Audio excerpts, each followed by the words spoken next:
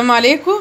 احنا النهارده عند امي وقلت بقى ايه نصور لكم. احنا هنعمل النهارده ان شاء الله سمك مشوي وامي هتعمله لكم.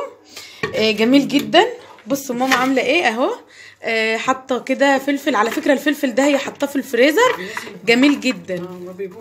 ما بيبوظش اهو. هتحط دقه على ملح كله في الخلاط. يعني فلفل كده عملنا هنا فلفل على دقه على ملح على التوم.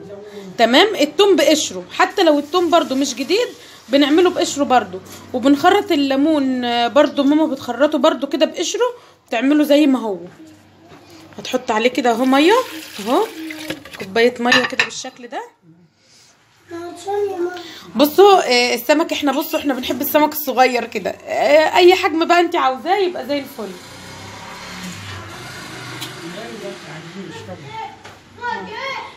ماما بتحط على فكره الفلفل في الفريزر كده بحاله، ما ولا بصوا ولا تكليف بقى ولا اي حاجه، بيبقى جميل جدا على فكره. هنضرب بقى ايه ايام بيبقى رخيص فانا يعني ايام ما يبقى رخيص بتقومي جايبه ومخزناه في الفريزر. طيب ماشي. احنا هنضرب بقى الخلطه دي يا ماما في الخلاط ان شاء الله. هنضربها في الخلاط ونرجع لكم تاني عشان الصوت بس ان شاء الله.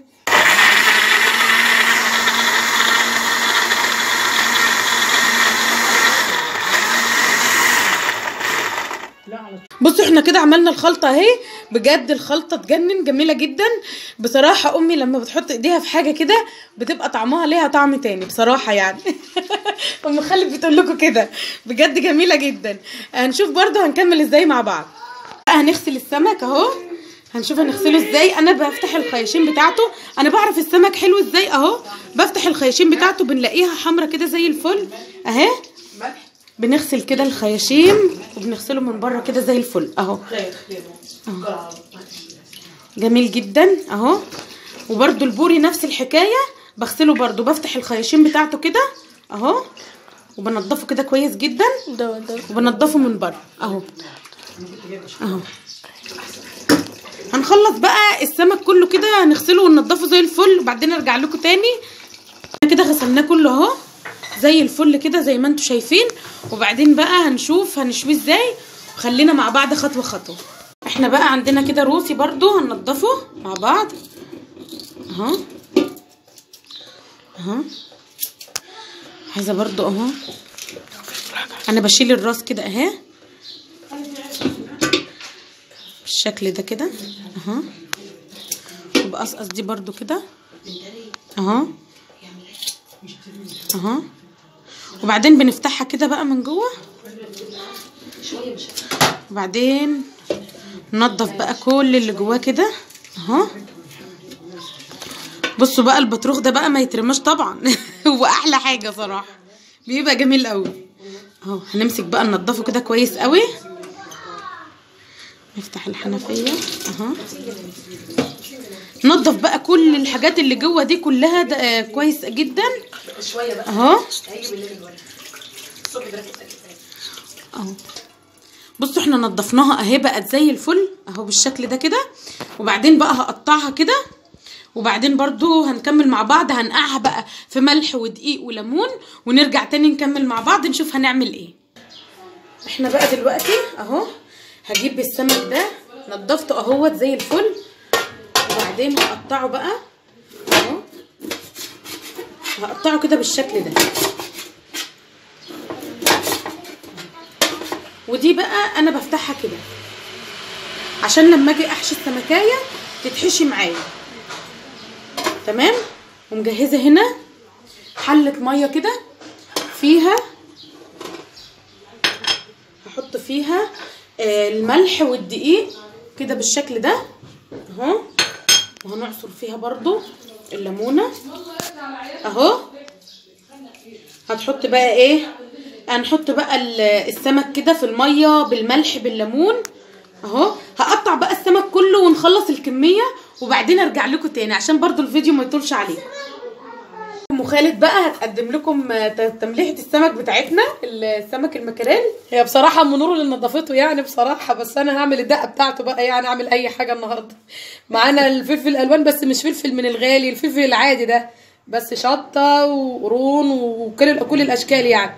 هنحطهم مع بعض كلهم كده والثوم، توم برضه علشان جديد مش وتوابل. دي خلطه اللي هي كزبره على كمونه على شطه وملح، ونحطهم مع بعض كده. اسمها كزبره بس يلا. طبعا دي الدقه اهي بعد ما دقناها. هو طبعا في ناس بتحط كزبره خضراء وحاجات كده كتير بتبقى اوفر، هو كده كده مش بيبان الا طعم الثوم والفلفل يعني، هما اللي بعد ما دقناها نحط عليها نص الليمونه كده، على اساس ان احنا لو حطيناها قبل ما ندقها هتبهدلنا يعني. صراحه يا جماعه ام خالد ما شاء الله عليها، انا متعلمه منها حاجات كتيره جدا صراحه، يعني استاذه في الطبخ. السمك اهو بعد ما اختي نضفته، والله ما انا اللي نضفته بصراحه. هنحشيه، بنحب نحطه في الدقه ونسيبه شويه يعني ايه يتملح، علشان لو حابه تشيلي التمليحه قبل ما تحمريه بتشيليه. ايوه، بس لازم اقل حاجه يعني اقل حاجه ساعتين يعني لو احنا عايزين ناكل سمك صح يعني. بس احنا لو مستعجلين طبعا هنحمر على طول. اهو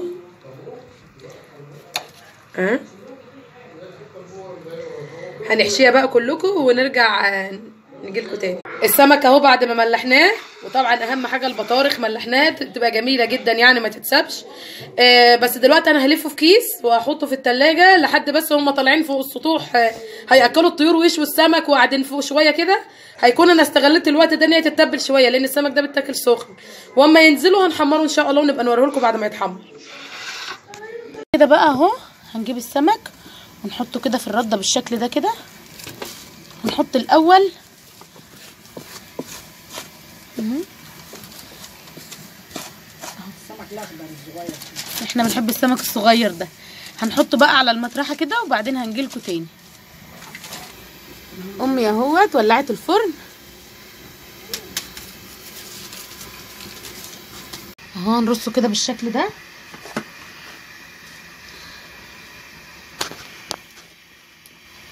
طبعا بقى احنا ولعنا الفرن.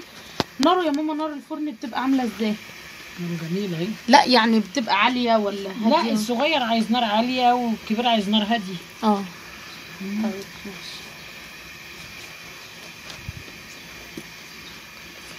بس كده امي اهو. السمكه دي ما شاء الله جميله، سمكتها حلوه جميله ما شاء الله. احنا كده حطينا السمك كله اهو في الفرن، وكمان حطينا البوري.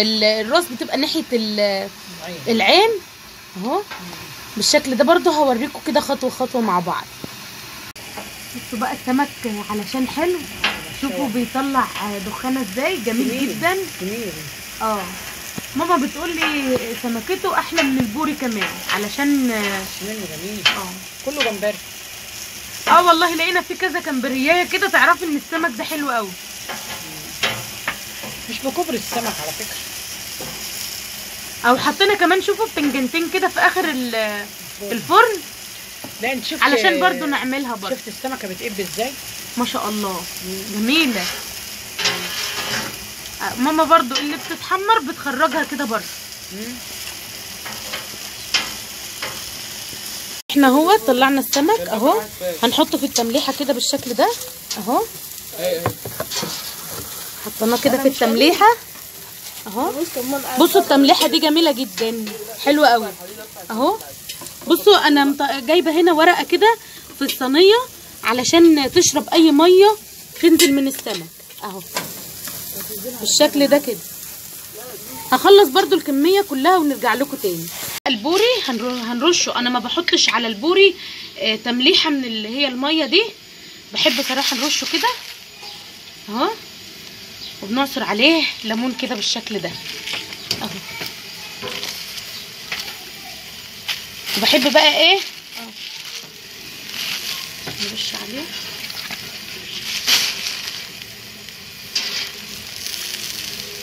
ونلفه كويس جدا بالكيس علشان يعرق يتملح بقى بالملح بس الدقه كده احنا كده شوينا السمك اهوت زي ما انتم شايفين. كمان البوري كمان لفناه وتمام زي الفل. بصوا طعمه خطير. هنكمل بقى مع بعض. بصوا احنا كده اهو، اختي بقى هتعمل لكم تمليحه البتنجان اللي احنا شويناه. طبعا هم بيشوا السمك فوق بقى، خدوا معاهم بتنجان كده يشوه لنا اهو. هما بيختلفوا في النطق، بتنجان باذنجان، هو كله زي بعضه يعني. كله محصل بعض. ودي بنفس هنعمل بقى فلفل وفصين ثوم، وهنحط بس شويه ملح صغيرين علشان ايه ما بنحبوش يبقى حادق يعني. هندقهم ونرجع لكم تاني. اهو هنشوف برضو هنقشر البتنجان ازاي. وتقشيره هيبقى سهل جدا يعني، طالما اتشوى كويس هيتقشر حلو. وما يتقشرش برضو يعني، اول ما يخرج على نسيبه بس 3 دقايق تيجي تبص تلاقيه متقشر في ايديكي كده زي الفل. هنخلصهم بقى نقشرهم كده بالشكل ده، وخلاص دقينا اهيت التمليحه، وبعدين نرجع لكم تاني.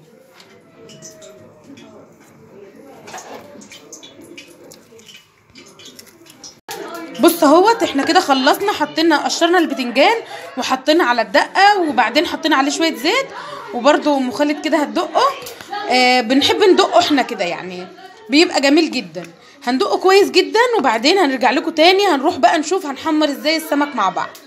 خلاص اهو اختي عملته اهو، طبق بتنجان بقى يعني ما شاء الله بقى ملوش حل. يلا بينا. الفلاش ضاع. البطاريه خلصت. حلو ماشي. بص اهو احنا كده ولعنا على الزيت، لازم يحمى كويس قوي، وحطينا كمان السمك في الدقيق. هنحط بقى السمك كده في الزيت، هيتحمر بقى زي ما انتوا عارفين يعني، هيتحمر ويبقى زي الفل. وبعدين هنقدم لكم بقى، هنوريكم بقى الاكل كده بعد ما يطرى. يلا نكمل مع بعض. احنا كده خلاص اهو خلصنا الاكل بتاعنا. احنا بنحب نطلع سمك بالطلب يعني، فاحنا حطينا كده حبه في الاطباق، ولما نعوز بنطلع من الحله على طول علشان ما يبردش صراحه. لو كانت الحلقه عجبتكم بقى يلا تابعوني، وان شاء الله استنوني الفيديو الجاي. والسلام عليكم ورحمه الله وبركاته.